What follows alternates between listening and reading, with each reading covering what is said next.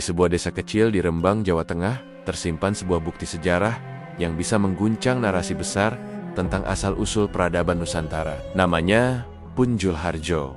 Tidak sepopuler Borobudur, tidak semegah Prambanan. Bahkan namanya nyaris tidak dikenal oleh kebanyakan orang Indonesia sendiri. Naman di sana. Tepatnya pada tahun 2008, sebuah benda luar biasa ditemukan. Rangka utuh dari sebuah perahu kuno berukuran besar, terkubur di dalam tanah, tersembunyi dari sejarah selama lebih dari 1000 tahun. Temuan ini bukan hanya sekadar kapal kayu tua, ini adalah potongan sejarah yang hidup, bukti konkret bahwa nenek moyang kita telah memiliki teknologi maritim yang maju, jauh sebelum pembangunan Borobudur. Tapi yang paling mencengangkan bukanlah usia atau ukurannya, melainkan pesan yang terkandung dalam temuan ini, bahwa peradaban bahari di Nusantara mungkin telah eksis dan berjaya, bahkan sebelum kisah-kisah besar dalam buku sejarah kita dimulai. Pertanyaannya, mengapa kita baru tahu sekarang? Dan lebih penting lagi, mengapa temuan sepenting ini tidak menjadi pembicaraan nasional? Perahu Punjul Harjo bukanlah sembarang perahu. Panjangnya sekitar 15 meter, dengan lebar sekitar 4 meter, ukuran yang cukup besar untuk pelayaran sungai dan pantai. Bahkan bisa digunakan untuk ekspedisi niaga jarak menengah. Tapi yang paling mengejutkan adalah teknik konstruksinya. Perahu ini dibangun tanpa menggunakan paku besi. Sebagai gantinya, digunakan teknik sambung pasak dari kayu yang presisi. Teknologi ini disebut shell-first construction, di mana papan-papan badan kapal dibentuk terlebih dahulu dan kemudian diperkuat oleh rangka internal. Metode ini dikenal dalam tradisi maritim Asia Tenggara, tapi tidak banyak ditemukan dalam kondisi utuh. Dan inilah keunikan Punjul Harjo. Hampir seluruh rangka kapal ditemukan dalam kondisi relatif lengkap, dari lambung hingga lunasnya. Ini memungkinkan para arkeolog mempelajari secara langsung teknik pembuatan perahu zaman kuno, sesuatu yang sangat langka. Bahkan kapal-kapal kuno Mesir dan Romawi pun jarang ditemukan dalam kondisi sebaik ini. Jadi, pertanyaannya bukan lagi seberapa tua perahu ini, tapi seberapa maju orang-orang yang membuatnya. Dari hasil penanggalan karbon yang dilakukan terhadap sisa kayu perahu, didapatkan angka yang mencengangkan. Sekitar abad ke-7 Masehi, temuan perahu kuno di Punjul Harjo adalah fenomena arkeologis yang sangat langka. Kenapa? Karena kayu adalah material yang mudah rusak, apalagi di wilayah tropis yang lembab seperti Indonesia. Biasanya, artefak dari kayu yang berusia lebih dari 1000 tahun sudah hancur menjadi tanah. Namun perahu ini selamat karena terkubur dalam lapisan tanah liat yang tebal dan anaerob, artinya tidak ada oksigen yang masuk. Kondisi ini menciptakan semacam ruang hampa alami yang mengawetkan struktur kayu dari proses pembusukan. Maka, ketika perahu ini ditemukan oleh warga saat menggali lahan, para arkeolog langsung menyadari bahwa mereka sedang melihat sesuatu yang luar biasa. Bahkan dunia arkeologi internasional tercengang dengan temuan ini. Perahu Punjul Harjo kemudian menjadi salah satu temuan arkeologi maritim terpenting di Asia Tenggara. Tapi ironisnya, di dalam negeri, tidak banyak yang tahu, situs ini belum sepenuhnya dijadikan kawasan edukasi nasional. Museum kecil dibangun, tapi belum sebanding dengan nilai temuan ini. Ini membuat kita bertanya, apakah kita benar-benar menghargai warisan maritim kita sendiri? Satu hal yang memancing rasa ingin tahu para sejarawan adalah, siapa yang membangun dan menggunakan perahu ini? Apakah ia bagian dari armada dagang kecil lokal? Atau bagian dari sistem perdagangan yang lebih besar? Letak geografis Rembang berada di pesisir utara Jawa, yang secara historis merupakan jalur niaga penting di jalur pelayaran Nusantara.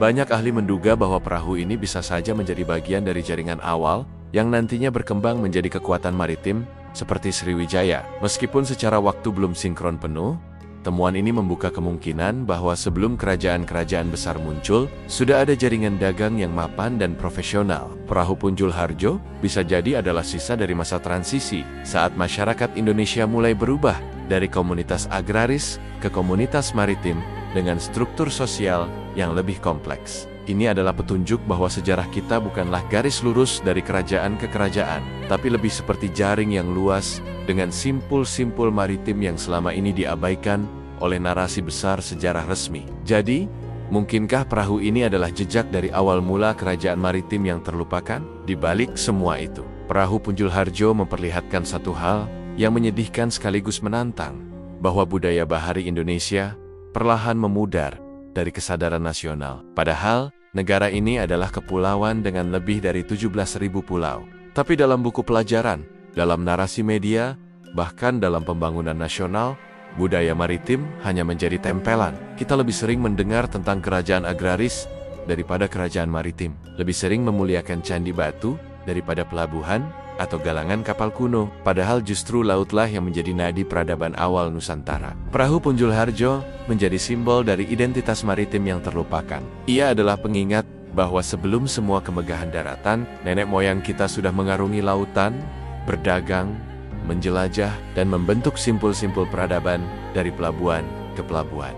Sudah waktunya kita menghidupkan kembali kesadaran itu. Salah satu ironi terbesar dari temuan Punjul Harjo adalah minimnya perhatian yang diberikan oleh negara dan masyarakat. Meski temuan ini luar biasa, namun belum ada langkah besar untuk menjadikannya sebagai destinasi edukasi nasional. Situsnya hanya memiliki perlindungan seadanya, dan museum yang dibangun masih tergolong kecil dengan fasilitas terbatas. Bahkan informasi publik terkait sejarahnya sangat minim. Ini menimbulkan pertanyaan, apakah bangsa ini terlalu cepat melupakan temuan penting? Apakah kita hanya peduli pada sejarah yang sudah dijual sebagai ikon pariwisata dan melupakan temuan baru yang sebenarnya lebih monumental? Namun di sisi lain, masih ada harapan. Beberapa komunitas lokal, akademisi, dan arkeolog muda mulai menggaungkan pentingnya pelestarian sejarah maritim. Mereka mulai membuat konten, dokumentasi, bahkan tur edukatif kecil-kecilan. Generasi baru mungkin akan lebih peduli jika saja informasi dan inspirasi disebarluaskan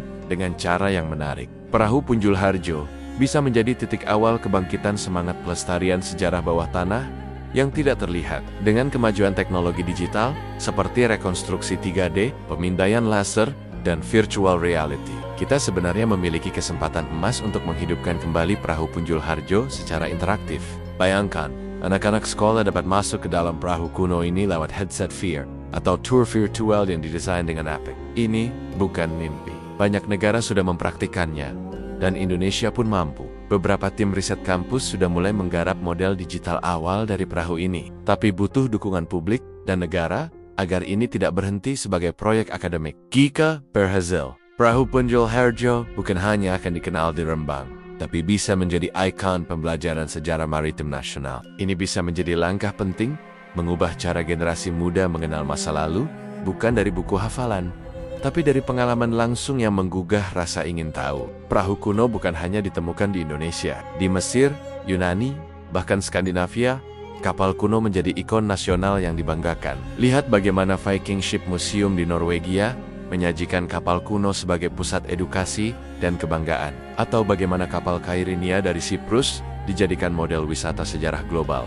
Indonesia memiliki kesempatan yang sama. Punjul Harjo bisa menjadi Viking Ship kita. Dengan penanganan serius, promosi terpadu, dan kurasi cerdas, situs ini dapat mengubah wajah sejarah bahari Indonesia di mata dunia. Tapi tentu, ini butuh kemauan dan kesadaran bersama bahwa perahu ini bukan hanya milik Rembang, tapi milik bangsa, dan kita punya tanggung jawab untuk merawatnya. Perahu kuno Punjul Harjo adalah cermin. Ia memperlihatkan kepada kita siapa diri kita sebenarnya, bangsa pelet, penjelajah, dan pembangun simpul-simpul peradaban. Ia juga memperlihatkan apa yang telah kita abaikan, sejarah, identitas, dan akar kebudayaan. Sudah saatnya kita berhenti memunggungi laut. Sudah waktunya kita menoleh kembali pada warisan leluhur yang tenggelam dalam lumpur waktu. Punjul Harjo bukan cuma kapal, ia adalah pertanyaan, panggilan, dan peluang. Dan hanya bangsa yang berani menengok masa lalunya yang bisa melangkah maju dengan utuh. Jika kamu merasa kisah ini menggugah dan membuka wawasan baru tentang siapa kita